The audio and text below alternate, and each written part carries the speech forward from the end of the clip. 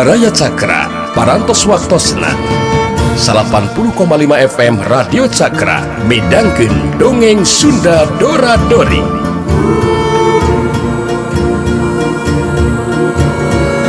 Simkuring sapara kanca ngahaturkeun wilujeng ngadangukeun.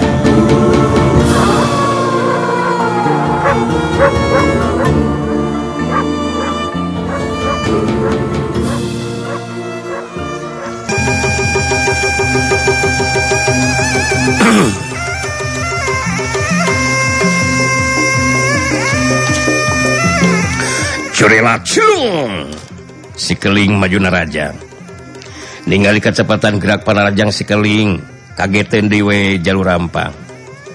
Angin sameran panarajang sikeling neparkeun bau anu sabu hangru nandakeun panarajang anu ngandung kakuatan racun. Jalur rampang kawilang jago anu geus asa ku pangalaman. Sadar kana kanyataan panarajang sikeling ngandung kakuatan racun, harita maenah henteu wani ngabendung panarajang lawan. Nyaeta ngagunakeun sapasang leungeunna. Meh tiba baranting jauh rampang nyingkahan runtuyan panarajangna sikeling. Waktu jauh rampang ngakiwar kagigir nyingkahan panarajang sikeling. Harita tenggelan sikeling ngahantem kana batu gede. Sabuk! Kias! Burulu! Batu gede paburisat mancawura dihantem ku tenggelan sikeling. Puguh we jalur rampang nepikeun ka mundur sababaraha lengkah lantaran kaget ningali eta kajadian. Saraswati nu ningali bari nyumputkeun diri tina balik tatangkalan. Harita ngagerentres dina jero hatena. Urang mana jeung budak saha eta sikeling bocah sakti teh nya? Mun sieun teh ningali langsung mah asa moal percaya budak anu boga kemampuan seperti kitu. Jauh rampang ke bangun anu bingungeun sigana teh dina nying hareupan sikeling. Anu jelas aing geus leupas dina cengkraman jalur rampang. Mending kene mulang we ka lembur. Melang ku Rasanti. Untung aya sikeling anu nulungan. Mun eueuh sikeling mah aing dibawa ku jauh rampang pasina oge. Saraswati bisa ngarti sikeling bocah sakti anu bakal unggul. Kituna teh lantaran ningali jauh rampang semua anu bingung nying hareupan kahebatan sikeling. Lantaran melang ka Rasanti anu jadi anakna. Harita Saraswati terus ini tinggalkeun eta patempatan.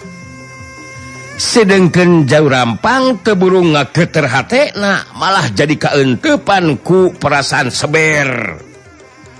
Ari sikeling ngareret ka jauh rampang terus nyarita. Lain kalah kang ngahulang sia teh rampang. Dek diteruskan moal aja talung teh. Ongko jago sama lima rampang. Tapi celana maneh mah geuningan. Kagetnya neuleuh kahebatan aingnya. Aya, kagetnya si aing. Atuh da aing teh sikeling bocah sakti sia jauh rampang tong dianggap enteng sakoplok. Tadi mah batu nu paburisat ku tenggelan aing, engke mah maneh anu bakal paburisat. Hulu sa paburisat ku aing.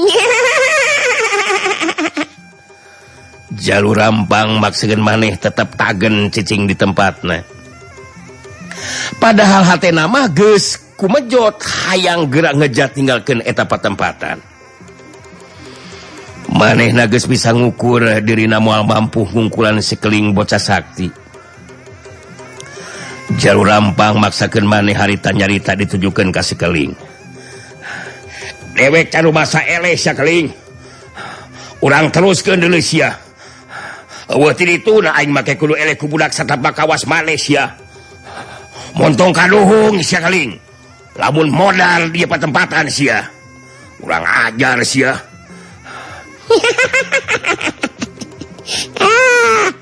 Maneh mah ngabacot we siga anu heueuh sia jalur rampang. Tapi henteu becus naon-naon geuningan. Hasok buktikeun sia tong ngomong wae sia. Aing mah hayang ngajaran modal deuleu sia. Kumaha rasana? Hasok maju atuh belagug sia. kawas babat teh sia ah. Tong dulu aing budakna sia setan. Si lain setan mah modal sia keling. Iya.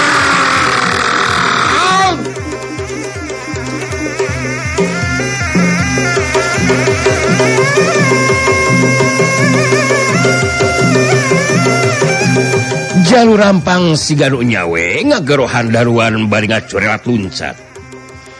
Tapi lain majuna rajang kalakah ngecat kabur ninggalkeun eta patempatan. Si keling ngajan tenang tu ngawaskeun kalebah ngacorelat cirim jalur rampang. Saterusna si keling ngagerenna ngomong sorangan. Ari awewe geulis anu tadi rek dibawa ku si Rampang geus balik kitu. Kudu nama ku aing teh ulah dititah wakasina baliknya. Kudu nama eta awewe geulis teh diajakeun heurang ngobrol ku aing. Aneh. Aing bet jadi hayang panggih deui jeung awewe anu tadi ditulungan ku aing. Kunaonnya? Aing boga perasaan samodel kieu. Saha eta awewe teh nya? Si keling jadi terus mikiran Saraswati. Sanajan kakarek panggih tapi aya geteran aneh kana hatena. Malah bet jadi hayang panggih deui jeung Saraswati. Curelat. Cirung. Jirim si keling terus ngajorelat tinggalkeun eta patempatan. Sedengkeun Saraswati anu harita gura-giru muru balik ka lembur geus henteu leuleuh atawa sumpang-simpang deui. Puguh hayang geura tepi ka lembur. Teu kacatur di jalanna waktu tepi ka lembur sarta datang ka imah memeh Bah Madu nanya ge Saraswati geus leuwih teu nyarita. Teu sangka bah Bi Oco kalakah ngalajokeun ka abdi. Ari sugan teh bener we nu dicaritakeunana teh. Duh, teu sangka Bi Oco tega ngalakukeun tindakan saperti kitu. Bah Madun kerung niteup ka Saraswati terus nyarita. Nah, kumaha geus wae. Ngalajokeun kumaha jadi wae teh. Bentacan ngados abah mah. Coba jelaskeun jiwa, jelaskeun ke abah. Abah, Bi Oco teh latos merdaya ka diri abdi bah. Si mana horeng dititah ku jalur rampang geuningan bah. Kieu kajadian teh bah. Ku Saraswati harita terus dijelaskeun ngeunaan kajadian nu karandapan ku dirina. Meh bae Saraswati dibawa ku jalur rampang. Lamun henteu kabur ditulungan ku si keling bocah sakti mah duka kumaha kajadianana. Geus cukup pere kateranganana harita Saraswati mungkas caritanana. Kitu tah nu karandapan ku abdi teh abah. Mun anu kagetkeun abdi mah eta budak lalaki anu neulah si keling bocah sakti teh. Duka budak saha sareng urang mana abah? Anu jelas mibana kemampuan anu pinunjul tibatan jalur rampang. Abdi jadi kahutangan budi ku eta budak nu nyata ngaranna teh si keling bocah sakti abah. Bah Madun ungut-ungutan bari terus nyarita deui. Beuh. Nya ani si Oco. Buat kumaha wani ngahianat ka Saira Nyimas. Waduh. Ya mah kudu diobrol Nyimas. Abah mah terus terang teu tarima ku tindakan si Oco. Anu saperti kitu. Cuman upami henteu ditindak ku Nyimas mah Nyimas. Bener-bener henteu ngajenan ta jelema teh. Atuh henteu ditindak ku Nyimas bios ku Abah lah. Abah ayeuna upami kieu mah bade ngajolak ka dusun Panglebur. Ulu diwalah ta jelema teh Nyimas, kitu bageun. Sawios teu kedah dijorak sarupa abah. Keunda Bi Oco oge pasti bakal eraheun abah. Abdi gaduh kayakinan Bioco moal wanian di kadieu abah. Anu kerja di pikiran abdi masih keling bocah sakti bah. Eta budak teh sikapna galak atuh caritana oge kasar. Nah budak di mana jeung anak saha eta si keling teh? Upami leresan eta mah abah ge sami penasaran gitu nyiwas. Sadawas henteu acan Jepang di kieuna gitu. Jamun ku gambaran si Saila nyiwas gitu kabayang ku awah. Kumaha da kayan si keling bocah sakti. Kahebatanana saur nyimas mah tiasa ngungkulan jauh rampang. Upakarang teu membandihnya. Leres teu mempan abah. Budak sagede kitu tos ngawasa ilmu kawadukan. Batu asa pamohalan upami henteu ningali atawa ngabandungan langsung mah abah. Jalur rampang ge diperhatikeun ku abdi. Kawas anu bingung nya hareupan si keling teh abah. Padahal mah upami sadaya nyimas ulah waka angkat mah. Jasa daros gen panginten kasih keling. Urang mana sareng saha sepuh lagi gitu nyimas. Abdi melangkura santi abah. Anu matak enggal wangsul ka dieu oge. Anu jelaskeun abdi mah kahutangan budi ku si keling teh abah. Margi tos jelas si urampang mah karep narek mawa abdi ka dusun Panglebur abah. Seuyahan ta si jauh lampang teh. Gong torogan cek abah mah nyimas. Sakitu ku Saila nyimas tos ditolak mas keneh geugeuh beuteuh maksakeun ka hayang. Kebuka ka era eta mah jalma teh. Unseg abah ngora keneh bari mah sagi ku pangarti dijolak diobrol ku abah mah nyimas. Aslina awah. Dibere pangwarah tak jelma kitu patut bajimas. Nyatos we abah ulah keteterasan abah. Anu jelas si keling pasina oge geus mere pangwarah ka jauh rampang abah. Keur jauh rampang ge tang teu we hanyul lain di kieuna. Sabab naon nu jadi pamaksudanana digagalkeun ku si keling bocah sakti abah. Sabung ngali abah mah. Rasa salempang oge gitu nyimas. Boh bilih jauh lampang masih keneh teu panasaran teras we engke teh aya ka dieu deui. Upami dugikeun ka kitu ka jantenana lade nyimas. Walesa anu ngungkulan jauh lampang gitu. Saraswati ngaulang sakedeung. Teu lila terus imut bari kedal deui lisan. Teu kedah salempang abah. Mun teh mah jauh rampang aya di ka dieu. Ku abdi bakal dijelaskeun. Si keling bocah sakti teh anak dulur abdi. Anu teu boleh ngawaskeun sarta merhatikeun kana kaayaan diri abdi. Ku cara kitu oge jauh rampang bakal mikir dua kali abah mun keukeuh rek maksakeun ka hayangna.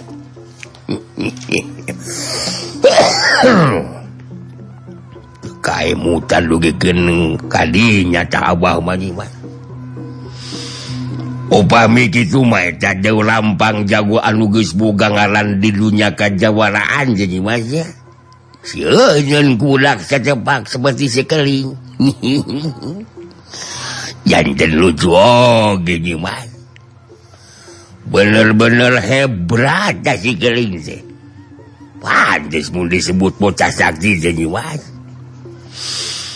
Saraswati jeung Mbah Madun jadi terus ngobrolkeun ngeunaan si keling bocah sakti. Anu pikeun Saraswati jeung Mbah Madun ge sarua pada ngarasa penasaran, urang mana jeung anak saha eta si keling teh. Sedengkeun si keling anu keur diobrolkeunana harita geus datang deui ka tempat latihanana. Sugali anu keur nyarane kana tatangkalan. Sirahna ngulahe ka gigirna puguh keun sare tibra. Teu nyahoeun mun si keling geus datang. Ningali sugari sare bari nyarane kana tatangkalan si keling nyokot batu kariki leutik sagede kacang hejo. terus disintre kuramona kena pisan kana tarang ngajadikeun Sugali ngakurubug lantaran kageteun. Siut, peletak wadau. Aja. Ih, raujana ieu. Tarang aing nyeri ye. Sugali rucang ricing. Barang red kalebah anu ngajanteng langtung, Sugali nu tadina rek ngambek teh jadi tetulus. Aing geus balik ya Gali. Luh, asukan teh saha? Maneh mah beuki pisan kana molor teh Gali ah. Oh pisan guam. Newak-newak laut atuh maneh. Keur beuleumeun. Curelap. Kek si keling diuk ke Geren Sugali. Newak auk laut kumaha di jangkeling ah. Rek kumaha teuleum ka jero laut atuh jabanding teu bisa ngojay di Manggali mah. Geuning geus balik deui geuning jangkeling teh. Ari sugan teh can mulang jangkeling teh. Ngomong dikitu-kitu ngewah. Ya aing tadi nulungan deui awewe geulis Gali euy. Eta awe geulis teh rek dilumpuhkeun tah ku jelema anu ngaran si Jau Rampang. Nya ku aing ditulungan Gali.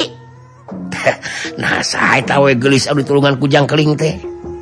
Kunaon make jeung rek dilumpuhkeun sagarupa? Ku jelema anu ngaran si Jau Rampang. Tah eta ku si Rampang.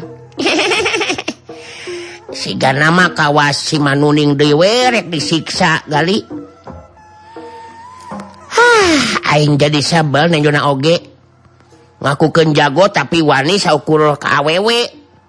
Sedih aing mah teu sarang. Si Rampang kageteun sagali. Kageteun kumaha di jangkeling? Nya kageteun sabab bedogna henteu mempan disabetkeun kana awak aing. Sugan teh heueuh we, lain jago koplok teh si Rampang teh Gali. Terus eta nu ngaran si Rampang teh dikumahakeun ku jangkeling?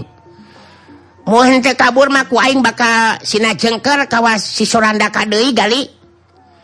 Tapi si Rampang kabur ini kabur, sieun ku aing. Si Keling teh atuh bocah sakti, sieun ari jengker modar mah tah si Rampang teh Gali. Hebat jangkeling. Manggali kungsi ngadenge si Rampang atawa Jau Rampang teh. Kabilang jagoan lu geus boga ngaran di dunia kajawaraan mah jangkeling eta teh. Tapi terus kabur sieun ku jangkelingnya. Panuju ngadenge oge jangkeling. Ke ari awewe geulis nu ditulungan ku jangkeling teh ya. Saha ngaranna teh jangkeling? Wah aing sina buru-buru init Gali. Aing ge poho euy henteu nanyakeun saeta awewe geulis nu ditulungan ku aing teh. Ngan apa keneh ari kana beungeut nama. Ari geus si Rampang kabur aing jadi inget deui ka eta awewe geulis teh eta Gali euy duh. Tapi di tangan ku aing geus eueuh siga nama geus bantog euy. Aing haneuil oge Gali euy. Nyakeun we henteu kudu haneueuh atuh jangkeling. Sarunya engke dina hiji waktu bisa pagih deui jeung eta awewe geulis anu ditulungan ku jangkeling teh ya. Anu jelas Manggali mah jadi ngemplong ye. Ngemplong naon sagali ha? Nya ngemplong sabab jangkeling geus balik gitu. Jadi moal nepikeun ka katanyaan ku si Abah jeung ku Manuning balik wayah ieu mah gitu. Tapi awas ya maneh montong ngomong ka si Abah jeung ka si Manuning sagali. Mun wani ngomong ka si Abah jeung si Manuning. Sorangan si akibatna. Dieureunkeun je jelema teh sia ku aing. Jawa tuh jangkeling ah. Pokoknya masing percaya ke Manggali. Inung suku ge paribasana ku Manggali mah moal di bejaan jangkeling. Sumpah aslina preta Manggali bisa bohong. Bet pilah aku make celegemeung atuh. Ngewasa seri teh. Gumasef dah tuh jangkeling sabios. Memang kudu kitu Gali ari masih kene hayang hirup mah. Pokona mah mun si Abah teu milu init latihan, aing pasti bakal nyelang init deui ulin ka pilemuran Gali euy. nya kudu nama jeung mangkali we atuh sekalian ulin ka Pilmuran teh jangkeling da kesel atuh mang oge kudu ngaletuk sorangan nungguan di dieu mah ari jangkeling ditu ngarasakeun pisan. Maneh mah anggar wae belegugna aya keneh gali euy Iya jangkeling belegug kumaha ieu mah belegug mun maneh melu ini jeung aing rek bisa kitu di maneh mabakan ilmu enteng badan aing anu bisa lompat gancang kawas pecang sakali lompat biasa ge maneh mah berat brot sagali disada sia tabujur teh nya tuh dah poh untuk kakemot eta mah jangkeling tah nya geus lah teu naon kita nya apaan oge mun jangkeling geus dilepaskeun ku si Abah mah jelas apaan jangkeling teh ka mana-mana teh babarengan jeung manggali. Anu penting mah asal ulah ngampleng nepikeun ka burit kitu jangkeling. Aing ge ngarti gali ngarti da aing ge boga otak atuh meh lapar teh Atuh boga lapar pisan mah jangkeling sok we bayangkeun nungguan saila-ila manggali man ukur neurian cidu. Tita tadi ge geus ngerebaknya beuteung manggali teh. Kumaha mawa dahar naon kitu jangkeling teh? lain mawahakanen mun lapar ayeuna aing rek kalah heula lauk laut. Jadi engke balik ka gogobrok teh bisa nyatu jeung beuleum lauk. Sok maneh anu ngalaukna. Ku aing ditungguan di dieu. Manya tebagug teuleum ka jero laut sama gali. Aduh, ampun jangkeling. Gali mah entong boroning kudu make teuleum di laut jangkeling. Beuti walukan oge teu bisa. Ditah manggali teuleum ka laut mah sarua we jeung dijurungkeun cina pae. Mane mah nya nyaan pisan belegug teh gali. Becusna teh ngan semet nyatu hees we hardolin maneh mah. Mun teu rek jadi batur aing ke mun makalangan ku aing geus digejeburkeun ka laut sia. Banggeus aing anu ngalaukna, maneh daguan di dieu ngajedog sia. Jorelat. Cilung. Si keling jirimna ngacorelat muru kalebah tonjolan batu karang sangeun satepi ka tempat nu dituju harita si keling geus teu loba deui pikir sigana teh. Langsung ngagejebur kalebah laut anu teu jauh ti batu karang nu dipake luncat tadi. Lap. Si keling terus teuleum. Sugali anu ngabandungan kana eta kajadian rada salempangan oge. Ini si keling terus kabawa arus ke tengah laut. Sugali ngagerendeng ngomong sorangan. Aduh, si keling mah bener-bener dedegelar budak teh. Aduh, ampun. Halah, geus teu sieun kabawa ku arus ombak sigana teh. Si keling memang bocah sakti. Anu teu sieun ku naon-naon sigana teh. Rek kumaha ngalarauk cenah. Aduh, buat jaring gitu mawa. Dek kumangalana cenah si keling teh. Alah, tekar. Ku pikir kahon tahu akal ieu si keling. Sugali jadi kaget waktu si keling muncul tina gulungan ombak bari ngalung-ngalungkeun lauk kalebah tempat cicingna Sugali. Geus ngarasa cukup kana laukna harita si keling jeung Sugali terus baralik ninggalkeun tempat latihan. Caturkeun di tempat sejen Gempar jeung Ki Jarong. Kadatanganna harita dibagiakeun ku Ki Sancang jeung Macici. Katingali paroman Ki Sancang semu alum. Ki Sancang ngabagikeun paneteupna ka Gempar jeung Ki Jarong terus nyarita. Kula nuju bingung ge teh Den Gempar. Peryoge kauning aku say Raden Gempar oge Ki Jarong. Pun anak anekan ti duka ngabujeng angkat ka mana ieu teh. Anu jelas ini henteu pamit, angkat henteu wawarta. bari henteu aya nu nangenan saurang oge. Duka naon nu janten marga lantaran pun anak ngalakukeun tindakan sapertos kitu. Gempar jeung Ki Jarong pura-pura anu kaget. Anu sok padahal mah geus nyarahun ngeunaan Ani Kanti anu lunta dedemitan init ninggalkeun lembur. Gempar neuteup ka Ki Sancang terus nyarita. Kunaon atuh Ani Kanti teh bet kitu nya?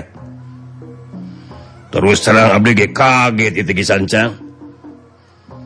Anu jelas kedah enggal paluruh ieu mah ye. Namun mun urang anu haja milarian mah bakal tulus sagarupina ieu mah ye. Warga di Pelemuran urang masing-masing tos moal kaparhatoskeun. Wayana kitu meningkeun urang ayakeun sayembara we ayeuna mah. Sing saha anu tiasa mawa Ani Kanti ka dieu mangka bakal dipasihan hadiah mangrupa sakotak perhiasan emas. Ucara kitu urang teu kedah sesah-sesah dina milarian atawa maluruh Ani Kanti. Macici anu tita tadi cicing harita milu mairan caritaan. Duh, punten den Gempar, punten. Ma ngiring cumalios ieu. Dupi eta nu bade masihan hadiah teh saha kitu Aden? Sumuhun da kedah jelas heula ari sanga emak mah. Nyanes sanes kitu eta pangarsa. Macici ngareret kaki Sancang nu direret ungeuk bari ngajawab. Laras dan Gempar. Saha anu nyogikeun eta hadiah? Dari kulama terus terang we henteu gaduh ari kedah masihan hadiah anu sapertos kitu mah. Oh, Ki Sancang henteu kedah salempang Ki. Ngeunaan eta hadiah eta bagian abdi anu bakal nyadiekeunana. Jadi eta hadiah teh ti abdi Ki. Anu penting sayembara kedah enggal diembarakeun ka satiap daerah Ki. Dina eta embaran sayembara jelaskeun we lah ciri-cirina Ani Kanti. Sangkan gampil keur anu milarianana. Kitulah aya jalan pamikiran abdi mah Ki. Coba kumaha numutkeun Ki Jarong, Ki Jarong. Oh. Kula satuju sarta ngarojong kana mah pamaksudan Gempar. Memang iwati ku cara kitu nyimas Ani Kanti bakal enggal kapelak. Margi sanu teu katarik ku eta hadiah. Entong dilamikeun deui mah Ki Sancang. Tong dilamikeun deui. Ki Sancang ngabagikeun paneuteupna ka Gempar jeung Ki Jarong terus kenal di lisan. Nya haritos jelas kieu mah. Kula bakal ngeprak sakumna warga pikeun ngabagikeun eta embaran ka satiap-tiap lembur boh nu caket atanapi anu tebih. Mudah-mudahan we eta upaya teh cing enggal aya hasil. Pun anak Ani Kanti enggal aya anu ngajajabkeun ka dieu. Sumuhun ieu mah langkung enggal eta langkung sae pangarsa. Mage sami ngiring ngarojong kan eta pamaksadan amuing magaluh kayakinan nyimas Ani Kanti teh bakal enggal tiasa kapanak deui. Teras aya anu ngajajabkeun ka dieu. Upami tos aya ka dieu teh kedah dilamikeun deui pangarsa enjing langsung we salamatan supados ulah kajantenan deui sapertos kieu. Laras teh Den Gempar. Memang kitu jalan pamikiran abdi oge mah Cici. Siga nama si Jari Sakti ngagunakeun ilmu pamikat ieu mah ye. Sangkan Ani Kanti kumojot hate hoyong tepung jeung si Jari Sakti. Kangaranan buaya tukang ngaruksak wanoja paisna oge boga rupa-rupa cara pikeun mangaruhan jiwana Ani Kanti. Padahal apan kamari mah tos jelas ditaros ku Sancang et Ani Kanti teh nampi kana panglamar ti abdi. Ki Sancang narik napas panjang. Jadi beki tambah cecep kanungaran si Jari Sakti. Tiasa janten etan disaurkeun ku Den Gempar teh kaya nu salaresna. Si Jari Sakti anu boga pokalna, anu akhirna pun anak duikeun ka ngalakukeun tindakan anu saperti kitu. benar-benar kurang ajar atas si jari sakti tidak gempar. Ya urang terkena nyemutan di si jari sakti nama Kisancang. Anu jelas upaya urang teh kedah enggal dilaksanakan. Ari abdi getos kahiji serang Anikanti mah si jari sakti ge moal wani deui ngaganggu kahihiledan. Wani ganggu mah coba-coba we engke rasakeun akibatna. Gempar si Ganu nyawe bakal mampu ngungkulan si jari sakti. Kitu nate da puguh Kisancang mah memang teu nyahoeun mun Gempar kungsi ngararapan ereh jajaten ku si jari sakti dina sawatara waktu katukang. Antara Gempar jeung Kisancang disaksian ku Ki Jarong jeung Macici. Harita geus pada aya dina kasapukan. Poe eta kene Kisancang langsung ngabadamian jalma-jalma anu bisa dipercaya pikeun nyieun emparan sayembara teh. Jeung jalma-jalma anu bakal ngabagikeun emparan ka tiap-tiap lembur. Embaran sayembara anu geus sebar bisa dipastikeun Anikanti bakal loba anu nareangan. Sabab saha anu henteu katarik hatena menangkeun hadiah anu kawilang gede pangajena kangaranan sakotak perhiasan emas saha anu henteu katarik hatena. Dina poe isukna embaran sayembara teh geus jebar ka satiap daerah jeung pilemburan. Kitu kaayaan nu lumangsung di dusun Panembong tumali jeung luntana Anikanti nu ninggalkeun imah. Gempar jeung Kisancang boga kayakinan eta upaya tangtu bakal aya hasilna. Anikanti bakal aya nu ngajajabkeun anu saterusna moal dirayakeun deui langsung bakal diayakeun salametan pangantenan. Anikanti anu kelumampah neangan laratan si jari sakti. Jajaka anu pikat cintana. Harita di lebah tempat anu rada sepi ti lembur anu geus kaliwat ku dirina. Anikanti ngadon ngaleureukeun kacape diuk nangunjar lamar dina luhur jukut garing di hanapeun tatangkalan anu linduh iuh ku ririmbunan dang-daunan. Bari ngarasakeun hilwirna angin leutik anu nebak kana badan.